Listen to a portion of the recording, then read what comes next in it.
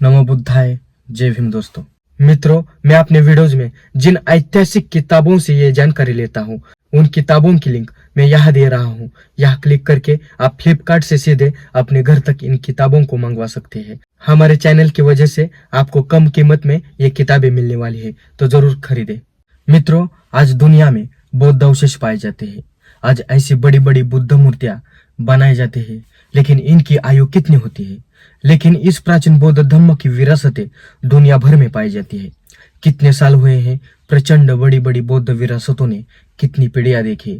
हजारों सालों से कितने आंधी तूफान आए, उनका सामना कर आज भी खड़ी है।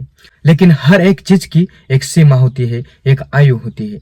ऐसे ही इन मूर्तियों को जिन पहाड़ों पर उकेरा गया है वे अब खतरे में आए हैं। चीन के गांसू प्रांत में प्राचीन बौद्ध विरासत है, ये अब खतरे में आई है। नैसर्गिक आपदाओं की वजह से इन्हें नुकसान झेलना पड़ रहा है।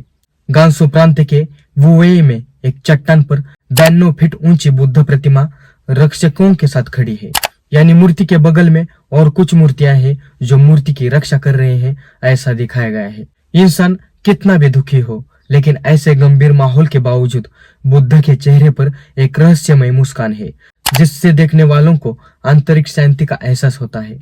तियानतिशान गुफाओं में सबसे बड़ी बुद्ध मूर्ति के रूप में इस मूर्ति को देखा जाता है। इस बौद्ध गुफा परिसर की 13वीं गुफा में यह बुद्ध की प्रतिमा 1300 वर्षों से इतनी सुंदर अवस्था में आज भी खड़ी है। प्राचीन काल में इस पवित्र स्थान तक पहुंचना शायद कठिन था, क्योंकि यहाँ की भूमि उबड़ खाबड़ थी। ये बौद्ध गुफाएं तियानतिशान पर्वत पर उकेरी गई है। तियानतिशान नाम का अर्थ है स्वर्ग तक जाने वाली सीढ़ी वाला पहाड़। लेकिन आज के पर्यटकों के लिए इस स्थान तक पहुंचने के लिए कई साधन उपलब्ध है। 1960 में बुद्ध की मूर्ति के ठीक सामने एक बालकनी बनाई गई। लोग बालकनी से जलाशय और सांस्कृतिक विरासत के दृश्य का आनंद ले सकते हैं। यहाँ से प्राचीन चीन के अवशेष, संस्कृति और अनमोल इतिहास दिखाई देता है, जिस कारण प्राचीन बौद्ध इतिहास महसूस होता है। प्राचीन काल में बुद्ध धम्म चाइना में पहुंचा, तब से लेकर आज तक चाइना का बौद्ध इतिहास ये गुफाएं और वहां की बुद्ध मूर्तियां बयां करती है। जिन पहाड़ों में ये गुफाएं और उनमें ये मूर्तियां उकेरी गई है, अब पहाड़ से पानी टपकना शुरू हुआ है। ऐसे में प्राचीन बौद्ध विरासत खतरे में आई है। बुद्ध और उनके साथ उनके रक्षकों के तौर पर कई मूर्तियां हैं। उन मूर्तियों के पैरों और वस्त्रों के निचले हिस्से का क्षरण हो गया है। कुछ चट्टानें ढहने लगी है, चूहों ने अक्सर मूर्तियों के दरारों में अपना आश्रय बना लिया है।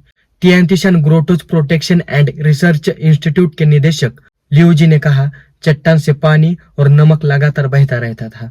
प्राचीन मूर्ति खतरे में थी और उसे तुरंत ठीक करने की जरूरत थी।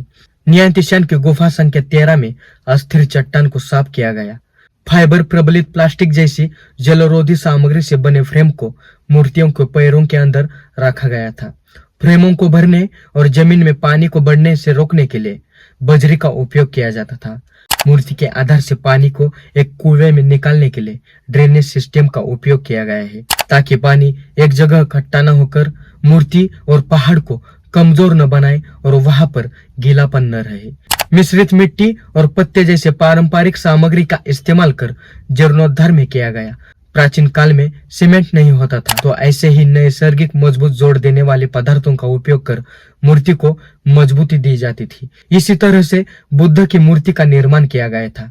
इस मूर्ति को तांग राजवंश यानी 618 से 907 ईस्वी के दौरान तियानतिशान ग्रोटो की 13 नंबर की गुफाओं में बनवाया गया था। मूर्ति के निर्माण के बाद इसे अगले कई सालों तक टाइम टू टाइम कई बार पुनर्निर्मित किया गया और इसी प्राचीन तकनीक का उपयोग कर इस बार भी मूर्ति का जीर्णोद्धार किया गया है। हाल ही में जीर्णोद्धार के पूरे होने का मतलब ये नहीं कि काम एक बार में और हमेशा के लिए पूरा हो गया है। इसका टाइम टू टाइम जीर्णोद्धार करना पड़ेगा। इन जगहों के ऐतिहासिक कहानियां, इतिहास और ग्रंथों से ये पता चलता है कि बौद्ध धर्म चाइना में कैसे पहुंचा और उस वक्त बौद्ध धर्म का चाइना में कितना प्रभाव था।